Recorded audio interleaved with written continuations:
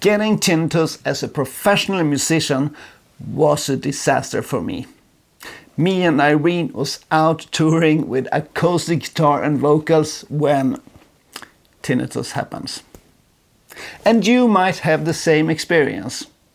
For us working with music and sound, music is not only our passion and big interest in life, it's also what we do for a living and what puts food on the table. But I managed to go through a tinnitus crisis, not just once, but twice, and I will share what I taught and how I managed to keep working with music and sound, even though suffering from severe tinnitus. My name is Per Moneo. I work full-time as a musician, sound engineer, composer and sound artist. And together with my partner in crime, Irene Moneo, we run this channel where we talk about how to navigate tinnitus and hearing loss as a musician and sound engineer. We know what it's like, we've been there. And with this channel, we want to help you. Tinnitus is one of the most common hearing issues among us musicians. And the reason is quite obvious. We spend large time of our life in sound levels that often are louder than most other jobs. I got tinnitus for the first time about 20 years ago. It was at a live concert stage where a nasty feedback in the monitors occurred at 4 kHz. At the same second, I started to hear that 4 kHz tinnitus sound inside my head. I crossed my fingers and hoped for the best, that the ringing sound of tinnitus at 4 kHz would go away the next day, like it used to do when visiting other bands' concerts. But it didn't. The sound kept ringing in my ears and never went away. I went to a doctor that looked into my ears and made a hearing test. When the doctor finished his examination, he turned to me and said, "You are having tinnitus and a slight hearing loss at 4 kHz. The fact that I got tinnitus was something I already knew, but the hearing loss was new information to me. It wasn't gonna affect me, he said. It was just a small dip in the audiogram that I probably wouldn't even notice. But the fact that my hearing was damaged and that I realized that I most likely would have to keep living with that 4 kHz tinnitus tone in my head from now on till the day I die. That scared the heck out of me. How will I stand to live like this? And that was actually a great lesson to me, a wake-up call that made me take action. I decided right away that no matter what, I can't let my hearing get any worse than this. I need to protect it at all costs. So, I invested in a pair of custom-molded earplugs with filters that I could change depending on how many decibels I wanted to protect. Custom-molded hearing protectors with exchangeable filters have the best sound quality of all hearing protections. The filters are pretty close to a flat frequency, which makes the sound not as affected as others. It's just like turning down the volume on a mixer. It gets quieter, but still sound as good. And that was the best investment I had ever done in my life. And I was able to keep performing live music, now with hearing protection. A tip: if you are a singer and are going for molded hearing protectors, ask the audiologist to make the mold to the hearing protectors as deep as they can into the ear canal. That will make the occlusion effect as small as possible, and that will help to hear your own voice at a proper sound level. The occlusion effect is when your own voice lower frequencies resonate when the ear canal is being covered. Try to put your fingers in your ears and talk or sing, and you will hear how boomy it sounds. And that's something we don't want. So by making the molds further into the ear canal, we will minimize this occlusion effect. At that point in time, doctors did not seem to know much about tinnitus, so they did not offer any help to make me feel better. He told me, "You got tinnitus, there's nothing we can do. Good luck, bye-bye." And often today, that can be the case with many doctors as well, even though that is not true at all. We all can get much better from tinnitus, and there are methods to help that habituation on the way. That is exactly what we are sharing in this channel. After a couple of years, I had learned to live with the sound of tinnitus and did not think about it as often anymore. To get used to the sound of tinnitus is what is called habituation in the language of healthcare. That is our magical brain learning to not focus on the sound of tinnitus, which results in that we don't hear it anymore. Or at least not as often as we used to. Habituation happens over time for most people, and we can make this process happen faster by training our brain with a step-by-step training with CBT methods. I kept working with music and sound as a musician, sound engineer, composer, and sound artist, and used my custom-molded protectors as often as I could. Did I mention that custom-molded hearing protection is the best investment ever? If you haven't bought ones yet, do it! You will never regret it. Okay, so 15 years later, when a COVID infection hit me, I noticed that strange things happened with my hearing. To make a long story short, I was now hit with severe tinnitus that were louder than it had ever been before. And I mean really loud. It came to a point where I had to cancel all my jobs and go on a sick leave for 18 months. I used to say that my tinnitus at this point was classified as severe. But in fact, there is one level above severe, and that is catastrophic. On a scale from 0 to 100, my tinnitus was at 96 out of 100. Catastrophic. Today, I'm at about 54 on that same scale. I have managed to halve my tinnitus distress, and that feels just incredible and something I couldn't believe was possible a couple of years ago. What made that progress was going through a CBT therapy, cognitive behavioral therapy, and practice the CBT methods daily for a period of 6 months. And it made all the difference in the world. What I learned during that CBT therapy is what I want everybody else to learn. So right now, me and Irene are working on an online program for musicians and sound engineers on how to navigate and master tinnitus.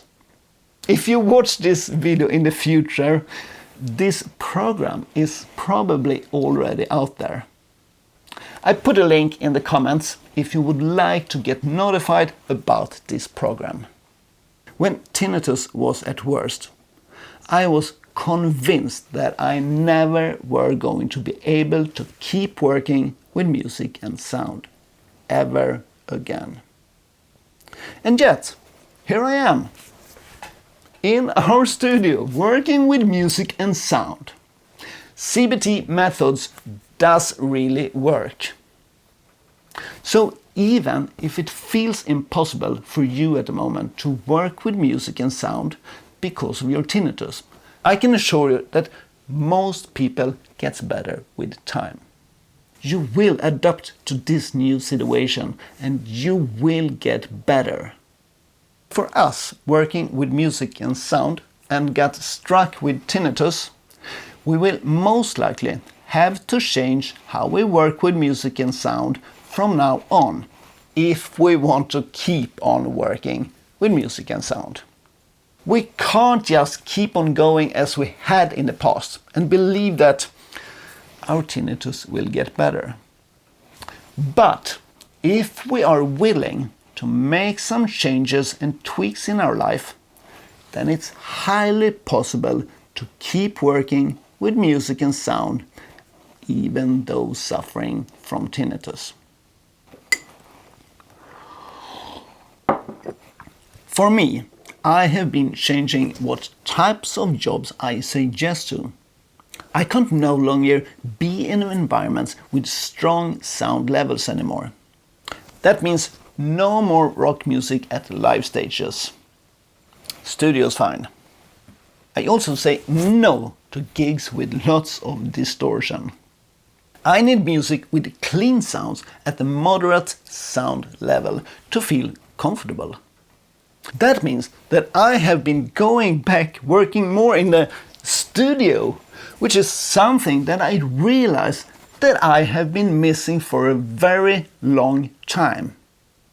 It was the studio environment that got me into music from the beginning, and that's also where my true passion are. So that is actually a big win for me. Another big change in my life has been to eliminate excessive stress. Stress is one of the most effective ways to make tinnitus rise and spike. Stress makes tinnitus go crazy. And I realized that I often ended up in very stressful situations when working with music and sound. I think you can relate to that as well. If you are in projects that are truly stress makers, there's actually one solution that will eliminate all that stress. And the solution is just as simple as it is effective. And when that solution popped up in my head, I immediately knew that was the only way to deal with the situation. The solution is to just let go. Just let go and walk away. Very often, when carrying a burden on your shoulders, it can be difficult to see that the solution is actually to just drop that burden to the floor and walk away from the situation. For me, I had to do it this way. To stay away from projects and jobs that were full of stress. I had no other option. That means that I had to turn away a couple of jobs. And that was of course not good financially. But I had to prioritize my personal health and put that in the first place. And that is something I have never regret. To be able to habituate from tinnitus, we need to learn how to relax and recover. Learning to relax is one of the most effective ways to get relief from tinnitus. And it's also one of the key elements in CBT training that is the most effective way to habituate from tinnitus. Learning how to relax might sound strange, but is so powerful when it comes to getting relief from tinnitus. Learning to relax is not the same as being lazy. Learning to relax is all about to learn how to set our body in the state when it's able to heal at its best. If we don't know how to relax, we will never get better from tinnitus. What also helped me a lot is to realize that I can't do these super long work days anymore. I need to take breaks more often and to let my hearing rest from time to time. That means no more 16-hour mix days for me. And to be honest, those 16 hours mix days anyway led to that our hearing was so tired at the end that we most of the times did not make good mixes. Now, when I take breaks more often and let my ears rest a couple of times during the day, my mixes sounds much better and I'm not as stressed anymore. When working in the studio or just practicing, nowadays I need to keep the sound level down to not overload my hearing. If I crank up an amplifier up too much or would play drums without hearing protection, it would not work for even 5 minutes. I am still a person that just loves to feel the power of music in my chest. But if I play at these levels, then it just won't work anymore for me. I have to keep the volume down, no matter how boring that feels. And this is important to realize that I actually only have 2 options. The first is to play at lower sound levels, and I am able to keep working with music and sound. The second option is play at louder sound levels, as I used to do, and I'm not able to work with music and sound at all. Which option would you take? For me, I go for number 1. A couple of years ago, I thought I never would be able to go back working with music and sound. So if that means that playing music at lower sound levels to make it work, then I am so happy and grateful to do that anytime. When talking about gratefulness, that is also something that has been a great deal of help when going through periods when tinnitus might be stronger. Because these periods will come. They are called spikes, and they happen to all of us. Tinnitus will get louder sometimes and quieter sometimes, and that is completely natural. And when it spikes, it's easy to blame yourself that you did something wrong. But please remember, it is not always what you think that triggers tinnitus to spike. You might, for an example, think that it was your fault because you picked up the acoustic guitar and played just for fun, when in fact your tinnitus spiked because of that you had been drinking coffee, ate lunch, or maybe had a bit higher heart rate after running in stairs. We need to stop being so hard on ourselves and blaming what we do in life. Instead, we need to learn to be grateful for what we actually have here in life. Learn to see all the positive things around us and to be grateful that we are able to walk here on earth and do a lot of things that actually makes us feel good. And to do that, no matter if tinnitus happens to spike at the moment or not. Learning to realize that tinnitus will spike from time to time is important, so that we don't get afraid or anxious every time it happens. Because that won't serve us any good at all.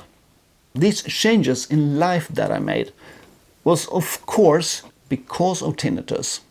And it might sound really sad to change your life because a hearing issue that takes away much of the fun in life. Like cranking up a guitar amplifier to 11. But the trick here is to make these changes to something that you want in life. To find ways of making these changes that makes you excited, inspired, engaged. Find ways to make these changes so that they attract new qualities in your life. For me, I found a true interest in yoga and meditation. It's so fascinating reading about how it can affect and improve my life in so many ways. It's about improving my life, not take away the fun. When I learned how to truly relax and recover, I felt how my body filled up with energy that I hadn't had for years. To feel totally relaxed is for me nowadays the new luxury. Instead of getting out on a party at Friday night, I now feel so satisfied, grateful, and totally spoiling myself when having a meditation or going for a sound bath to get myself into deep relaxation. That feels so luxury to me right now.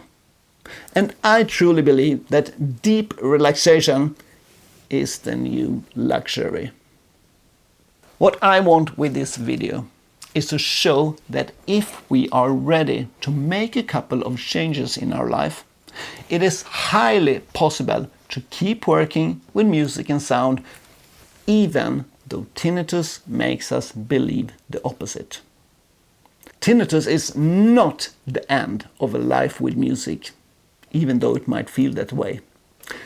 Tinnitus doesn't even have to bother us as much as it might do today.